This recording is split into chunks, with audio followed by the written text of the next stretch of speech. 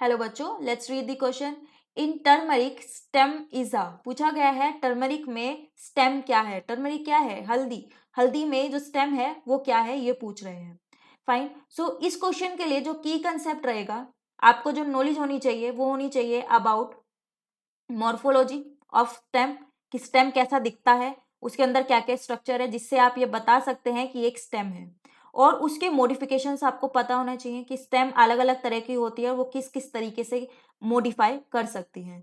अब मॉर्फोलॉजी, जैसे कि आपको पता है कि जो स्टेम है उसमें नोड प्रेजेंट होता है, इंटरनोड प्रेजेंट होता है, एंड इसके अलावा अलग अलग तरह की बर्ड्स प्रेजेंट होती हैं, जैसे कि एक्सिलरी बर्ड, टर्मिनल बर्ड, ये सब बर्ड्स प्रेजेंट होती हैं। एंड ये जो स्ट्रक्चर होते हैं स्टेम के अंदर, नोड, इंटरनोड, बर्ड्स, आप ये आराम से देख के बता सकते हैं कि ये स्टेम है। और चाहे स्टेम कितना भी मॉडिफाई हो जाए, उसके अंदर कुछ ना कुछ ऐसा रहेगा जो आप आराम से देख के बताएंगे कि ये एक स्टेम है। लाइक उसमें या तो नोड रहेगी, इंटरनोड रहेगी, या एडवेंटेशियस रूट्स आपको देखने को मिलेंगी। एंड बहुत सारे ऐसी चीजें होती हैं, बर्ड्स रहती हैं, और कई बार आपको उसमें फ्लावर तक मिल जाता है, स्टेम मॉडिफाई हो जाती है उसके बाद भी उसमें फ्लावर मिल जाता है। तो आप आराम से बता सकते हैं कि एक मॉडिफाइड स्टेम है। तो आपको मोर्फोलॉजी का पता होना बहुत जरूरी है स्टेम की, कि उसमें क्या क्या प्रेजेंट होता है। मॉडिफिकेशंस की बात करें तो मॉडिफिकेशन ऑफ स्टेम में, अब स्टेम जो है वो एरियल हो सकती है, अंडरग्राउंड हो सकती है, और सब एरियल हो सकती है। अलग और तीनों ही तरह की स्टेम जो है वो मॉडिफाई करती है अलग अलग तरीके से। अंडरग्राउंड स्टेम की बात करें तो अंडरग्राउंड स्टेम जो है वो मॉडिफाई कर करके क्या क्या बना सकती है? It can modify and form, it can modify and form rhizome, जैसे कि आपको किसमें मिलता है? जिंजर में मिलता है।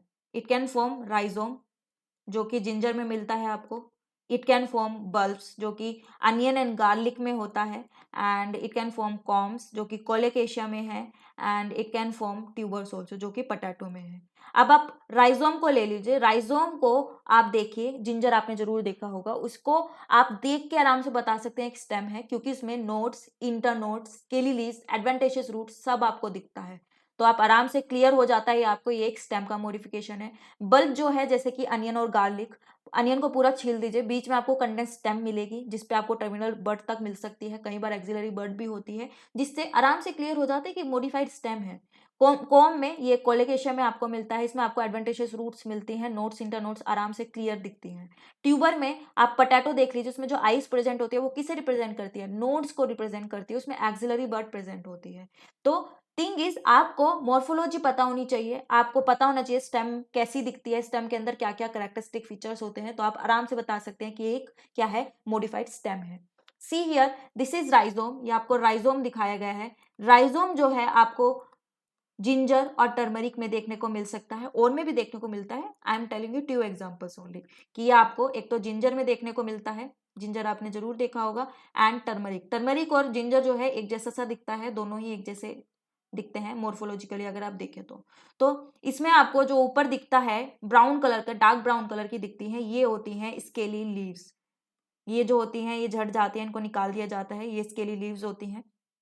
यहाँ पे आपको पूरा एक ऐसे लाइंस दिखती हैं, ये होती है nodes, they are nodes. Stem में भी तो ऐसे ही प्रेजेंट होती हैं। और दो नोड के बीच में जो स्ट्रक्चर प्रेजेंट होता है, दो नोड के बीच में, लाइक सी हियर, ये दो दो नोड्स के बीच में जो डेवलप होगा वो क्या होता है?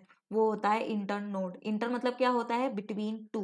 फाइन। और बिटवीन नोड वो होता है इंटर नोड। यहाँ पे आपको एडवेंटिशियस रूट्स भी मिलती हैं, जो नीचे आपको स्ट्रक्चर दिखता है, ये एडवेंटिशियस रूट्स होती हैं, जो कि रेडिकल के अलावा कहीं और से डेवलप होने वाली जो रूट्स होती हैं उन्हें एडवेंटिशियस हम रूट्स बोलते हैं। एडवेंटिशियस रूट्स भी मिलती हैं। एडवेंटिशियस रूट्स का मेन मकसद होता है सपोर्ट प्रोवाइड करना और एंक्रोच करना किसी सरफेस पे। इनका काम जो होता है एब्जॉर्प्शन में नहीं आता है। सो एडवेंटिशियस रूट्स भी मिलेंगी। तो इस तरीके से आप बता सकते हैं कि ये क्या है? एक स्टेम है। अब इस राइजोम का मेन मकसद क्या रहता है? इसका मेन मकसद होता है पेरिनेशन, कि जो जब अनफेवरेबल कंडीशन आती है उस टाइम पे प्लांट को सर्वाइव करवाना। ये क्योंकि जमीन में रहती हैं, आराम से जमीन में पड़ी रहती है अनफेवरेबल कंडीशन में, और जब फेवरेबल कंडीशन आती है एरियल शूट्स इनमें से डेवलप हो जाती हैं और ये आगे अपना जनरेशन बढ़ानी स्टार्ट कर देती हैं। तो राइजोम का मेन मकसद जो रहता है वो रहता है पेरिनेशन, या वेजिटेटिव रिप्रोडक्शन भी आप बोल सकते हैं। सो अब ऑप्शंस देखते हैं हम। टर्मरिक क्या है ये पूछा गया है, ये ट्यूबर नहीं है, ट्यूबर जो है वो पोटैटो का होता है, टर्मेरिक का नहीं होता है। बल्ब जो है वो आपको अनियन में मिलता है, तो ये भी नहीं है।